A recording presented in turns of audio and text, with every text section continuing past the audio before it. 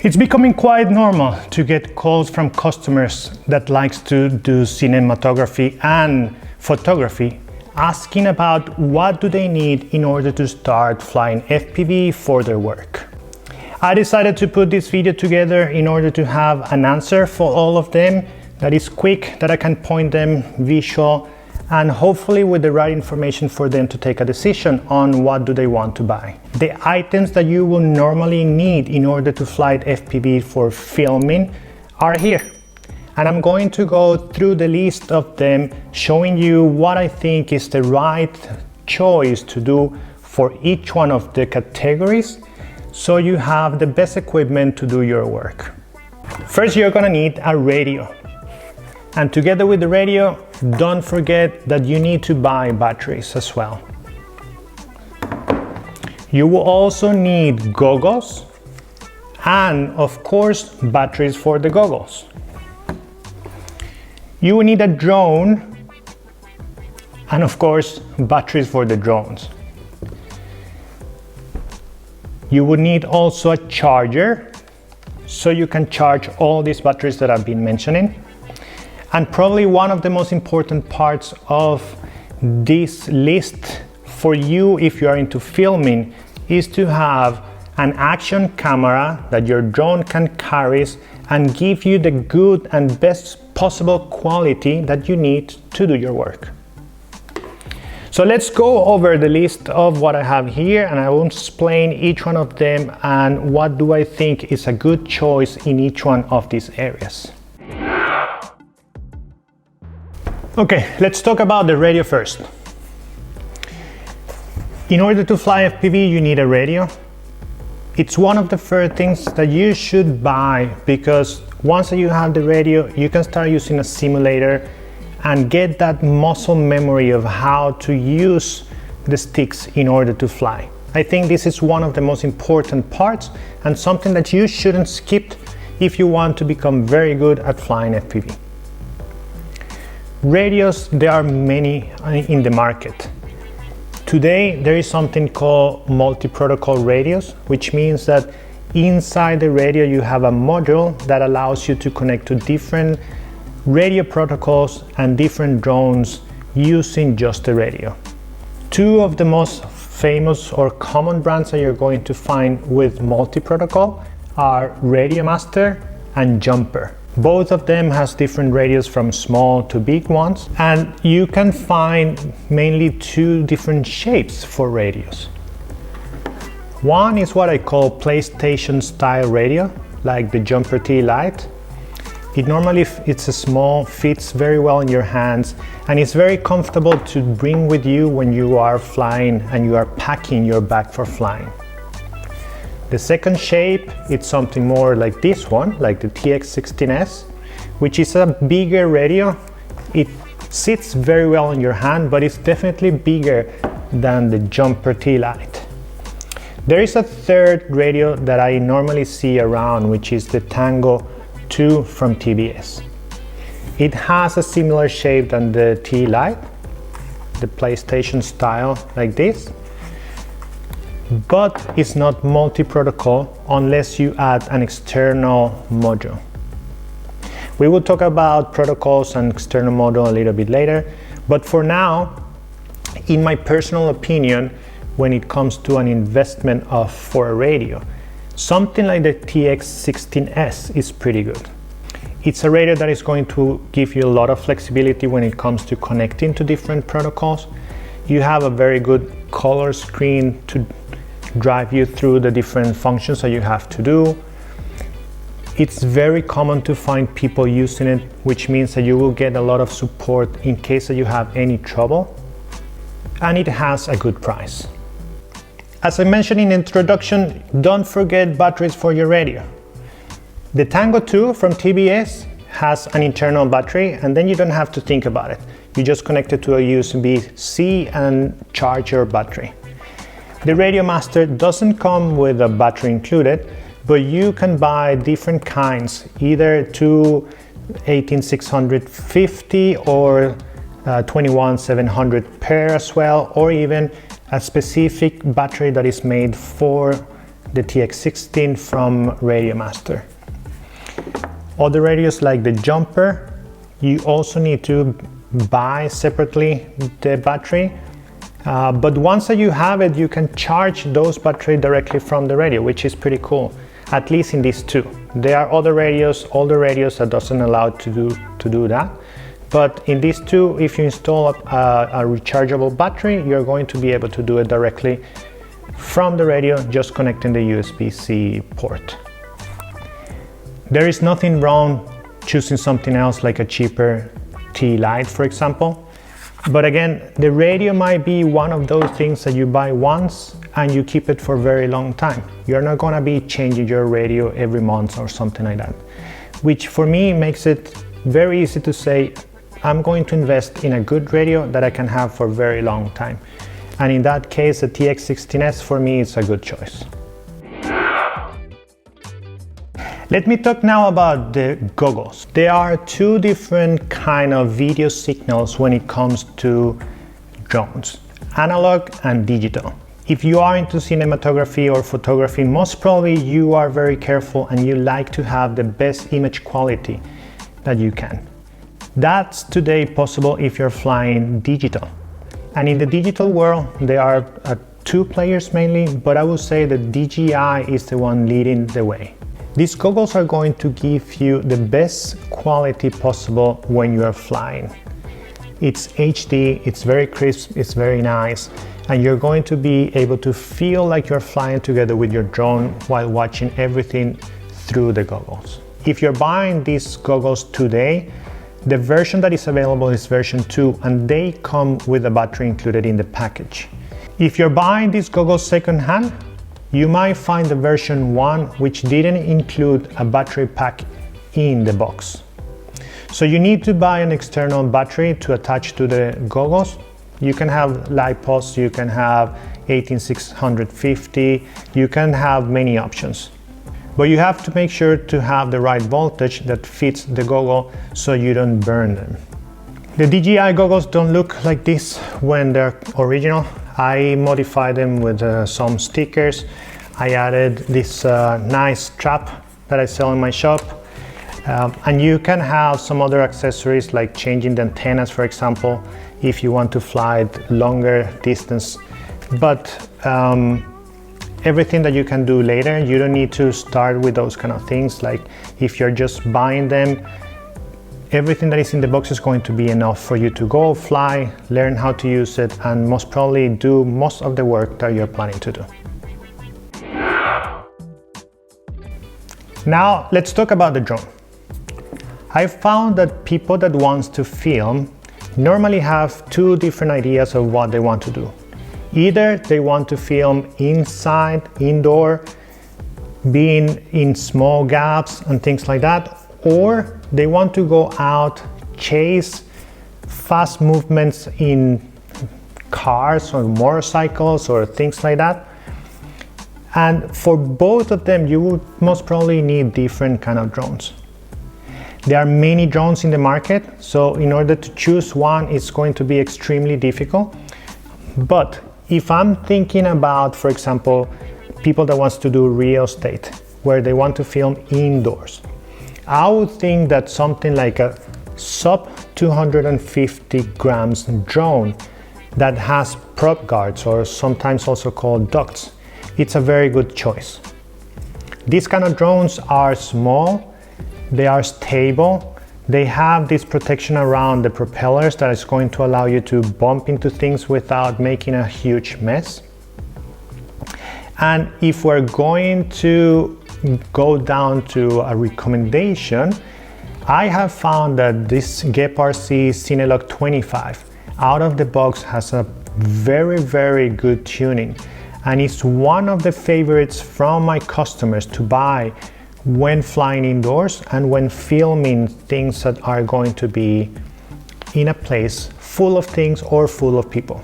If you're gonna be flying around people, you want to have this kind of prop guards so you don't hurt anyone, you don't cut anything, and you can bounce on things without having to worry that the drone is gonna go broken or something is going to fall and go broken.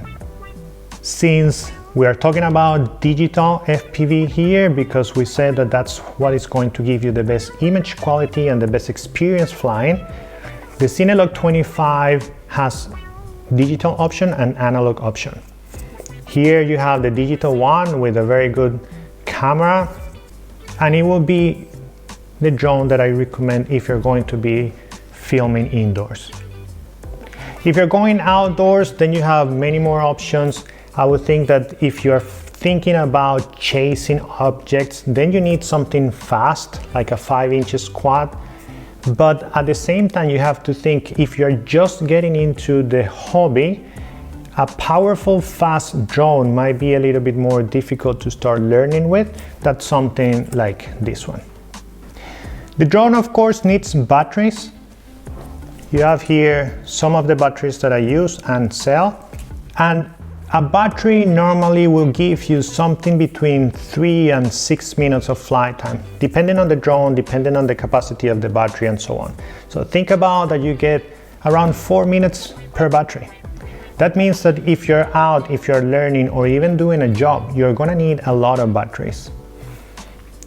You can of course charge in the field or whatever you're filming, but you have to think that charging is going to take some time, something around 30 minutes per battery. So starting your kit with a good number of batteries, I think is important. I recommend to have something around 5, minimum of 3, I would say. A lot of people buy 8, 10 batteries when they have a complete set. Then we come to a very important part for you that are interested in filming, and it's the action camera, or the camera that you're going to actually use to record your work. If you're flying with a small drone like this one, a sub 250 or even something around that weight, you will see that you don't have a lot of power to lift heavy, big cameras. And therefore you need something like this one that I have here, which is what we call a naked GoPro. Basically taking the guts of a GoPro, a regular GoPro, put it into a case that is smaller, lighter, and bringing down the weight to something around 30 grams. 30 grams is completely fine to be lifted by something like this drone. But if you do that process, which by the way, I have a video doing that I'm going to put in the description, you're going to still have the very good, excellent quality of a GoPro in this small form factor. Today, you normally get GoPro 6, GoPro 9 that you can do this process to. I believe that the GoPro 10, the new one that just released a few weeks back, it's also possible to do this procedure. But normally, in most of the cases, it's a process that you have to do yourself. There is only one company selling these naked GoPros ready, which is GEP-RC. You can find a lot of people doing this for business, and you can buy one from them. But a lot of people chooses to do the process themselves because it saves a lot of money. There are some other companies doing action cameras that are small and lightweight, like for example Cadex Peanut, or there is another one called Firefly, I think. But the quality of those cameras are not in par with GoPro. Therefore, if this is what's your job, filming is your work, you most probably want the best quality possible out there. And I would say that going with a naked GoPro is the best solution that you have. If you are not very into doing your own things, you can buy it ready from GEP-RC and you have it as part of your kit without any problem. If you think that a naked GoPro sounds complicated and you don't want to get into doing one, or you don't want to pay the extra money that means to buy one ready, you can use a regular GoPro. But that will mean that you have to go to a drone that can actually carry the full GoPro. We're talking about a 5 inches or 3.5, maybe a powerful one. There are options on those areas as well that you can choose. There are Cinewhoops that can carry a full GoPro, that's not a problem. Or there are 5 inches drones that can carry a full GoPro. it's up to you. It's what you want to do. It's what kind of things are you looking to film.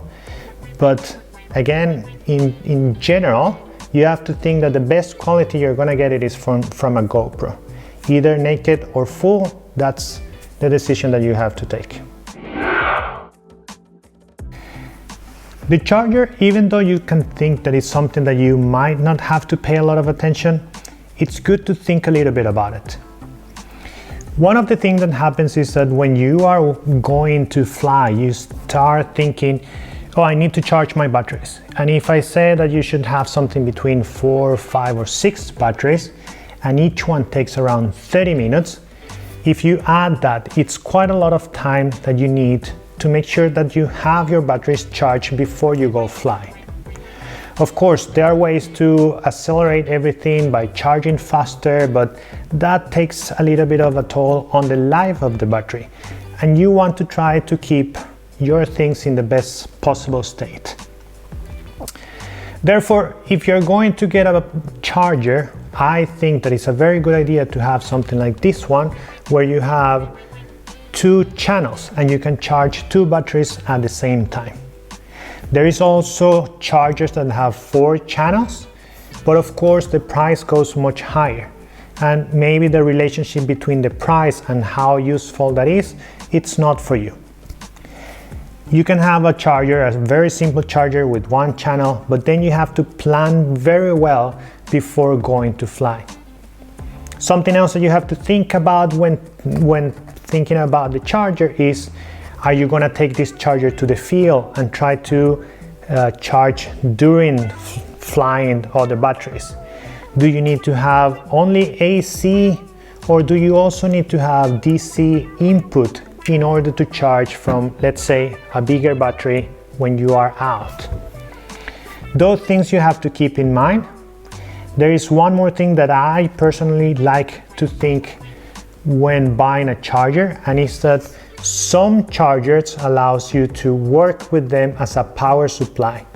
So for example, this one, I can plug it into the wall, I can connect my drone using the outputs of the charger, and then I can work on the bench using the power from here, and I don't have to think about if my batteries are charged or if I've been spending so much time in the bench that I'm draining the battery and I might damage the battery.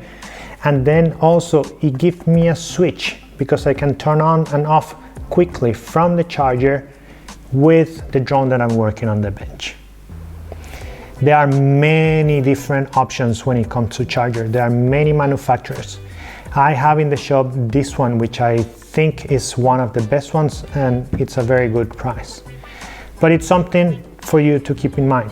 Don't cheap out on the charger. Go and buy something that is going to last you long, that is going to work on all the different scenarios that you're going to be having, and have something that is going to be there for a long time. Let me talk about one thing that I think is important that a lot of people might not think a lot about it, which is the radio protocol that you're going to be using. In FPV, there are many radio protocols. I have a video talking about that as well that I can link in the description. But one thing that I like to do when I'm flying FPV is to actually forget about the radio protocol. I want to have something that works so well that I don't have to think about it. And because of that is that Crossfire is my main choice when it comes to radio protocols for these kind of kits. Crossfire is a very stable radio protocol. It gives you a lot of penetration and long range, which means that if you are flying FPV and you have Crossfire installed in your setup, you're going to forget about that. You're not going to think that you're going to fail safe or drop your drone somewhere. You're not going to have to be fiddling around before you start or anytime. You configure it once and that's it. And then you have to also think about this. When you are buying one of these drones, which are already made, the options of radio protocols that are available from the manufacturers are normally FrSky, Crossfire, or the own DJI protocol. The own DJI protocol is actually okay, it works fine, but the fact that only works with the DJI radio, and that DJI radio is not multi-protocol, and that radio is expensive and somehow, at least for me, it doesn't feel comfortable in the hands. It's one of the reasons why I'm not recommending that.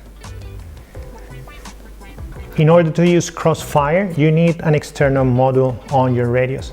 But that's part of what I was mentioning in the beginning. If you have the right radio, which has a multi-protocol inside to use with many of other protocols, and you have an external bay where you can insert one of these Crossfire external modules, then you have the best of everything. The jumper also has the way to have an external Crossfire module, and the other jumpers, big ones, they can do the same. The Crossfire radio that I mentioned in the beginning, the Tango 2 from TBS, it has Crossfire inbuilt, which means that you don't need to put any external module or anything like that. It will just work with this without any effort. There is a protocol that is coming up recently, which is called ExpressLRS. It gives you kind of the same capabilities of Crossfire when it comes long range and penetration. But manufacturers are just starting to add these protocols into their already built drones. So I would think that in a couple of years, it's going to be a very valid choice to have ExpressLRS. ExpressLRS works the same way. You just add an external module to your radio. And again, here's where I come. If you have the right radio with that kind of flexibility that you can just exchange the external module, you have made a good investment there. But at this moment, my recommendation is going with Crossfire. If you choose the Tango 2 or you choose the TX16 radio or any other radio, that's fine.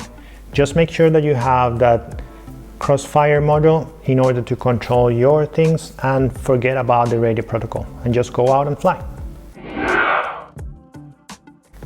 So here you have it. I presented you with a few of the things that I think can be part of a starter kit if you are looking to do some cinematography or photography. I will say directly, this is not the same thing as a starter kit or ready to fly starter kit that you can buy from many manufacturers. This is good stuff. This is something that you can use for your work. And this is the same equipment that many professionals might be using to record their things. Therefore, it's not to compare on price with those ready to fly kits. You might use them in order to learn how to fly, but in my personal opinion, if you get this, you spend good amount of hours in the simulator, you start playing with the real thing, with your real equipment, and learning that muscle memory with the equipment that you're going to be working with, it's the best option that you have out there. Think about this as a tool to make your work, which makes it a very good investment. And think that you want to have the best possible in order to do your work. This is what I have for today. I hope you enjoy watching this video and learn something. And thank you for watching, and see you soon.